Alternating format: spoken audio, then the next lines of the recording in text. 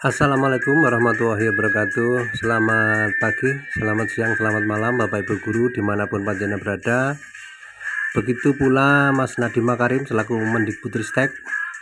Saya ucapkan, saya doakan semoga panjenengan semua tetap dalam keadaan sehat walafiat, tidak kurang suatu apapun, dan tetap semangat dalam mengabdikan diri di dunia pendidikan. Semoga anak didik kita ke depan menjadi lebih cerdas, lebih berkualitas. Demikianlah harapan dari saya, Mbak Guru Harjo, dalam acara obrolan santai di channel Merdeka Belajar Guru Penggerak ini. Bapak Ibu, perlu saya sampaikan bahwa video kali ini adalah bagian yang ke-8 dalam rangka menanggapi pidato Bapak Mendikbudristek. Untuk itu saya berharap sekali Mas Nadiem menyempatkan untuk menonton video ini, sebab ada sesuatu yang ingin saya sampaikan, Mas Nadiem. Karena apa? Mas Nadiem Makarim sangat memperhatikan, kelihatannya ada perhatian ya terhadap kurikulum bahasa Indonesia khususnya di SD. Dan saya ingin menyampaikan sesuatu terkait dengan kekurangan atau kegagalan pembelajaran bahasa Indonesia di SD ini atas dasar pesan dulu Mas Nadiem ketika menjadi menteri, diangkat pertama kali menjadi menteri itu pada awal-awal menyampaikan, perubahan tidak bisa dimulai dari atas, semua berawal dan berakhir dari guru. Jangan menunggu aba-aba, jangan menunggu perintah, ambillah langkah pertama, lakukan perubahan kecil. Nah, bla bla bla bla, masih ada tulisannya, tapi saya cuplik dari sekian kalimat, saya ambil ini aja kurang lebihnya. Dan saya kaitkan dengan ini, video yang disampaikan oleh Mas Nadiem Makarim ya. Saya mendapatkan video ini dari salah satu teman yang ada di desa menyampaikan atau mengirimkan video seperti ini. Mari kita ikuti. Sebelumnya itu kurikulum bahasa Indonesia itu kaku biasanya di SD ini ya. Bahasa Indonesia misalnya mengenal teks deskriptif tentang anggota tubuh dan panca-indera, benar-benar sangat detail seperti ada checklist. Ya jelas kenapa drilling itu sangat mudah diidentifikasi. Sekarang standar capaiannya itu adalah peserta didik memiliki kemampuan berbahasa untuk berkomunikasi, untuk bernalar sesuai dengan tujuan pada teman sebaya dan orang dewasa di sekitar dirinya. Berubah sekarang standar capaiannya. Nah, demikianlah Bapak Ibu cuplikan video dari pidato Bapak Mendikbudristek kita, Mas Nadiem Makarim. Jadi beliaunya menyoroti kurikulum atau menganggap bahwa kurikulum sebelumnya itu kaku dan detail, ya kurikulum bahasa Indonesia ya khusus di SD. Kaku biasanya, sangat detail. Terus kurikulum sekarang kumer, berubah, target capaiannya, saya kutip intinya di sini, substansinya. Target capaian agar siswa memiliki kemampuan berbahasa untuk berkomunikasi. Nah ini, kata-kata untuk ini saya setuju untuk diganti dengan kata atau, sebab kemampuan kemampuan berbahasa itu sama dengan kemampuan berkomunikasi.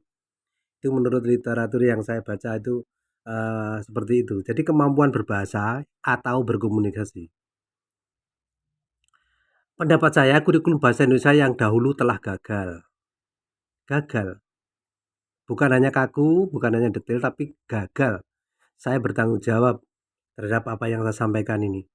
Begitu Mas Nadiem, saya katakan gagal. Di mana letak kegagalannya? Monggo disimak video saya yang pertama sampai yang terakhir nanti, dari awal sampai akhir ya.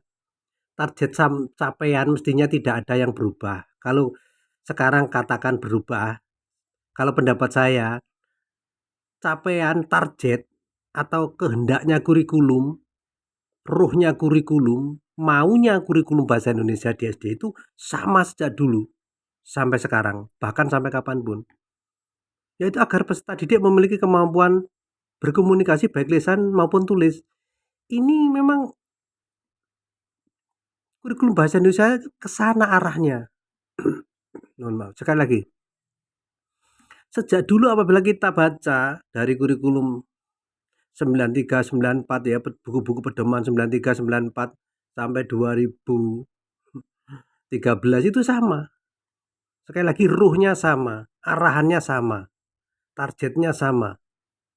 Jadi bahasa Indonesia itu ya mengajarkan supaya siswa dapat berkomunikasi. Tidak ada kata lain, baik lisan maupun tulis, ini imbang, harus imbang.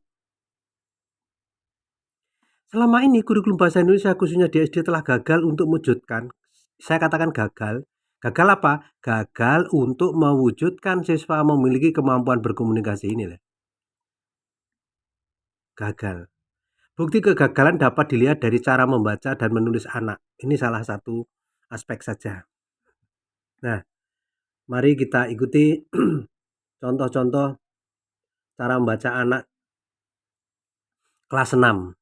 Mohon maaf sekali lagi, saya akan menampilkan video, yang mana video ini saya ambil dari kelas 6, salah satu SD di desa. Kemudian video ini memang kurang bagus.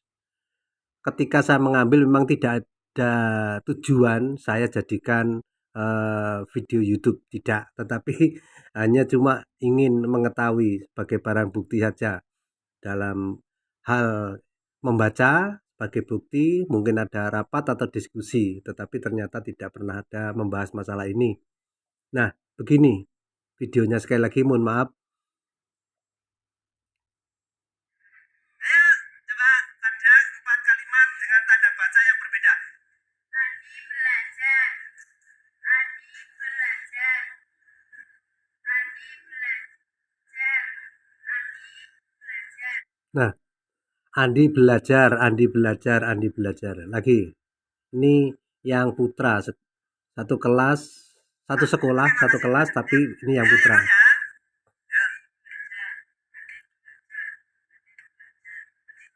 Oh iya, bagus. Tepuk tangan. Masnya suaranya mungkin agak Ya, lagi, ini di sekolah lain.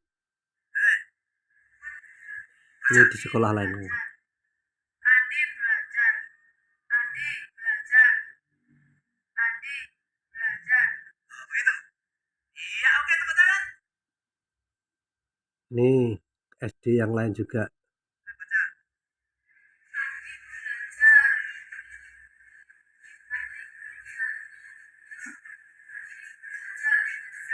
Ya, tidak apa-apa. Belajar. Ya. Bagaimana? Ya, ini yang lain lagi, SD lain. Dibaca di Andi belajar. Andi belajar. Andi belajar. Andi belajar. oh gitu. Oke. Nah, demikian Bapak Ibu. Sekali lagi, cara membaca anak. Saya ingin mengetahui bagaimana mengintonasikan tanda baca. Tujuan saya itu. Tadi contoh-contoh membaca. Sekarang contoh menulis.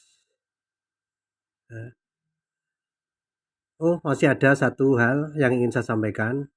Cara membaca anak. Ini saya pernah masuk ke kelas 5 dan kelas 6. Ini saya ambil salah satu saja contohnya. Saya ingin tahu bagaimana sebetulnya anak membaca buku itu. Ketika saya minta untuk bergiliran, hampir semua anak membacanya sama. Hanya sekitar 1-2 anak saja yang betul. Begini membacanya. Kupu-kupu termasuk dalam kelompok serangga. Kupu-kupu biasanya memiliki warna yang indah cemerlang. Kupu-kupu tidak berbahaya. Bagi manusia, daur hidup kupu-kupu bermula dari telur yang melekat di daun, kemudian matang dan menetas setelah 5 sampai dengan. Demikian. Nun sewu sekali lagi, tidak semua. Kalau toh ada Bapak Ibu yang protes, komplain, Pak, anak saya membacanya tidak seperti itu. Saya sampaikan terima kasih. Berarti sudah bagus. Sekali lagi, Pak, anak saya membacanya sudah bagus, tidak seperti itu. Ya, saya ucapkan terima kasih. Ini yang saya temukan. Sekali lagi yang saya temukan. Tidak semuanya satu kelas seperti itu, enggak. Tapi banyak, dominan.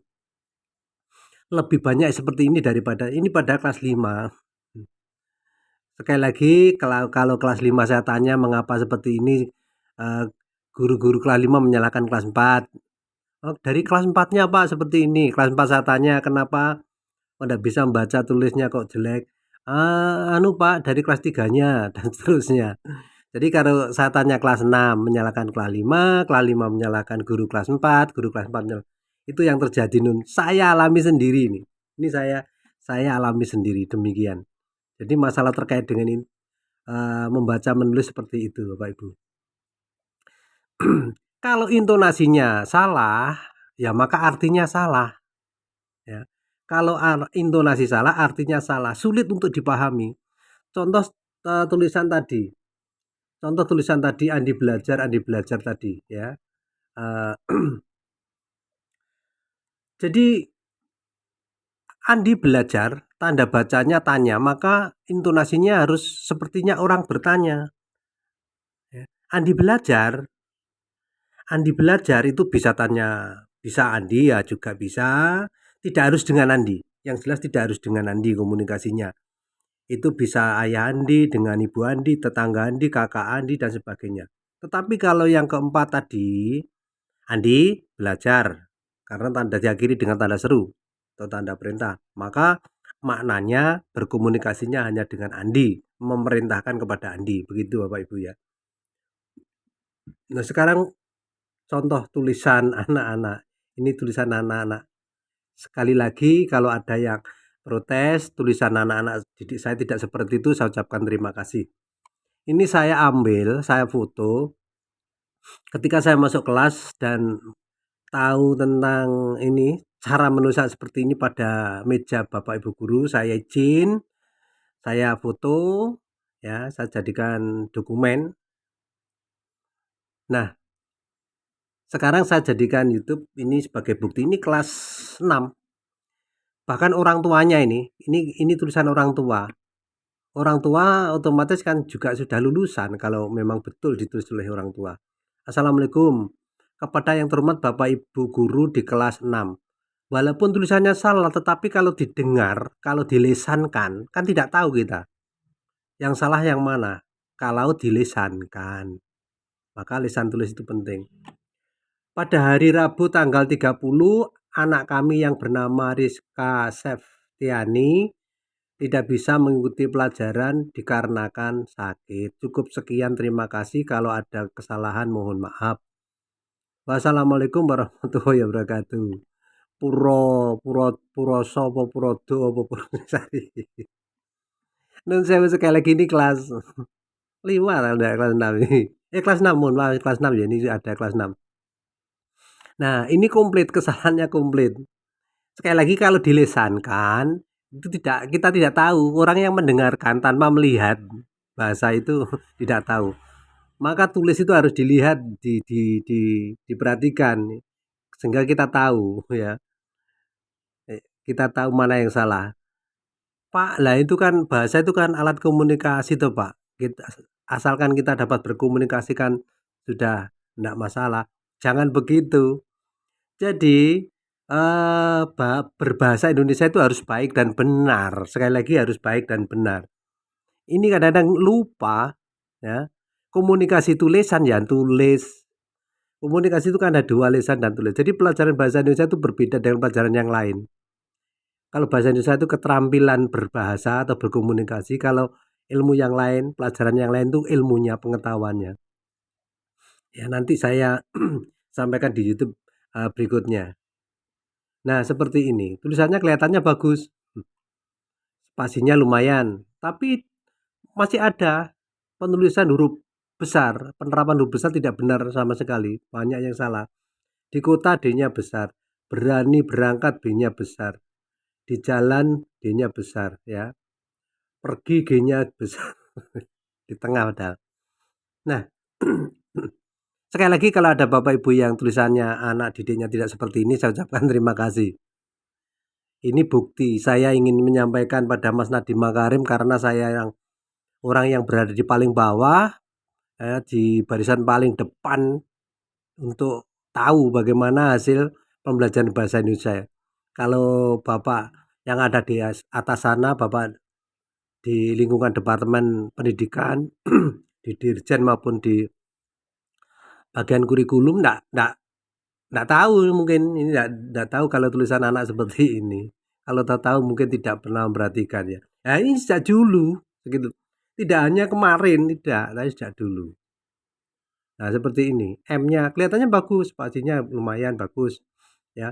Tetapi huruf M-nya masih salah ya. M-nya di tengah huruf besar, yang tidak huruf besar ditulis dengan huruf besar. YG yang. Nah, yang ditulis YG. Kemudian biri-biri ya biasanya ditulis biri diberi x atau kuadrat, itu biasanya yang sering saya jumpai seperti itu. Nah, mengapa demikian? Nah, ini karena ada yang keliru, ada yang konsepnya ada salah. Apakah Bapak Ibu guru tidak mengajarkan tentang ini? Mengajarkan, tapi hanya sekilas, tidak fokus gitu loh. Nanti di mana letaknya? Sekali lagi pasti ada tidak sempurna ya. Yang YG tulisannya bagus, kelihatannya bentuk hurufnya ya bagus, jelas, G ya jelas, U, A ya jelas. Tapi M ya, sampah M itu huruf besar ini loh. Ini mari kita berbahasa dengan baik dan benar ya. Nah, ini syarat. Ini menurut saya sekali lagi saya ambil dari sekitar 12-13 SD ya. Dari jumlah SD-nya semuanya 23. Jadi separuh lebih. Nah, ini huruf besarnya hampir seluruhnya huruf besar ya.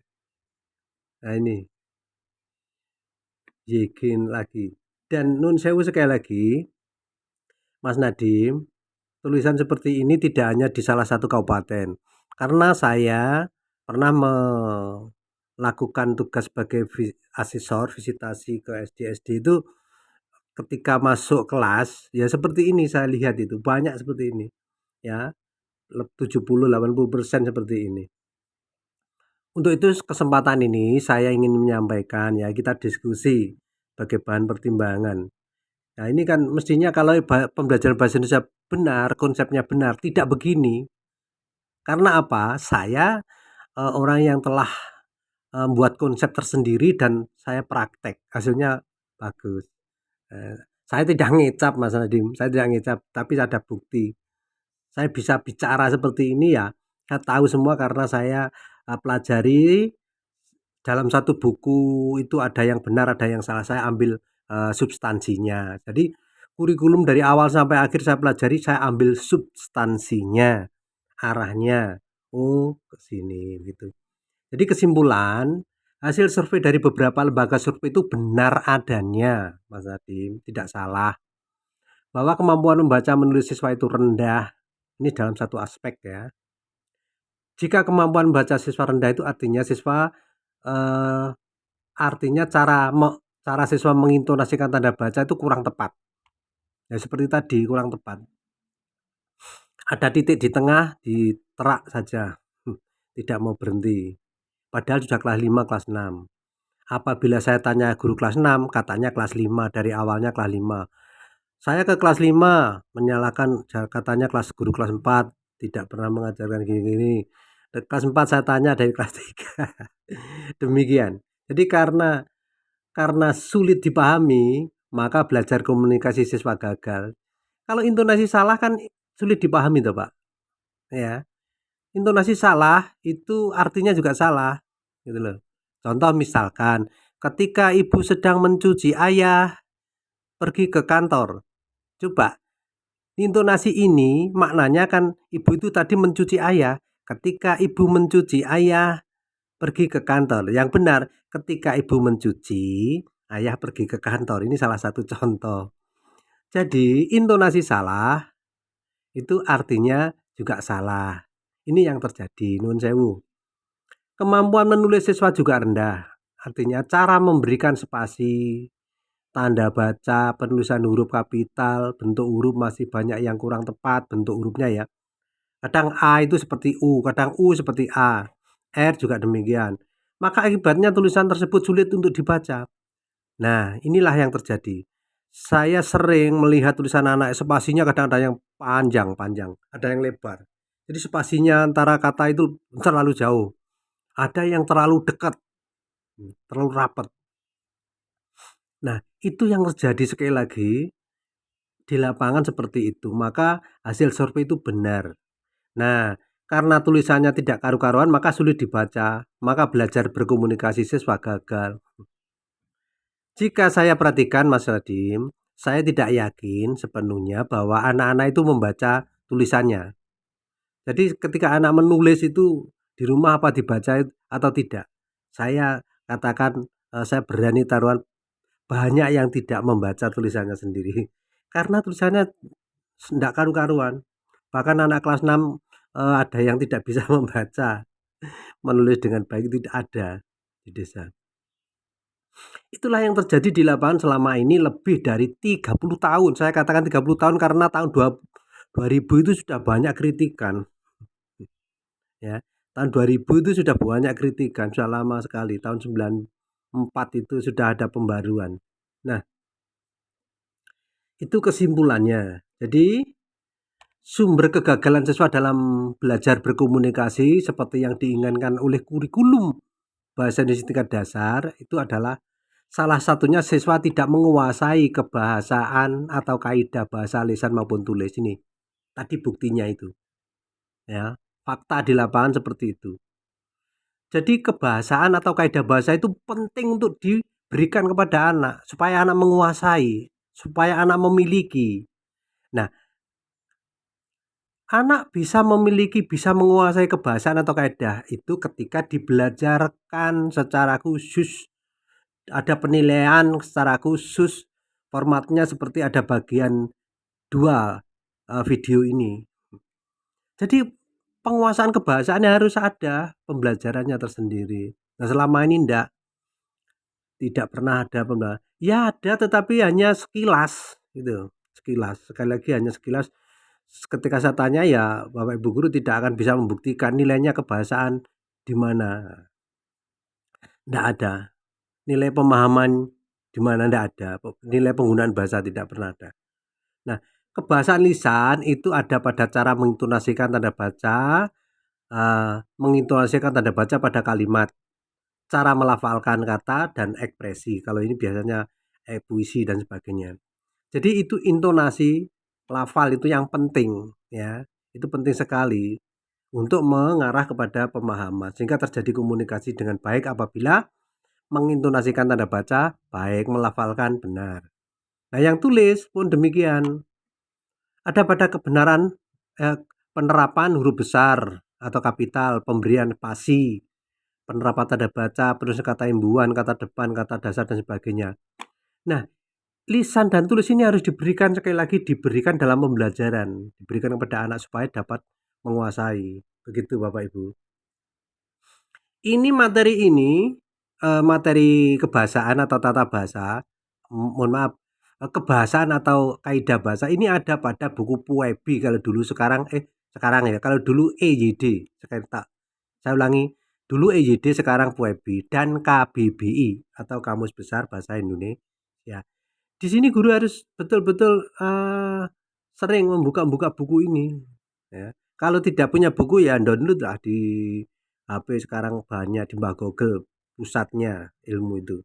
Nah, saya kira demikian. Intinya salah satu aspek kegagalan itu ada kurangnya menguasai kebahasaan. Mengapa tidak menguasai kebahasaan atau kaidah? Karena tidak ada pembelajaran secara khusus. Mengapa tidak ada pembelajaran khusus? Karena konsepnya yang salah. Berkomunikasi itu dianggapnya dapat membaca, menulis, berbicara, menyimak atau mendengar. Itu padahal kegiatan berkomunikasi, bukan tujuan berkomunikasi.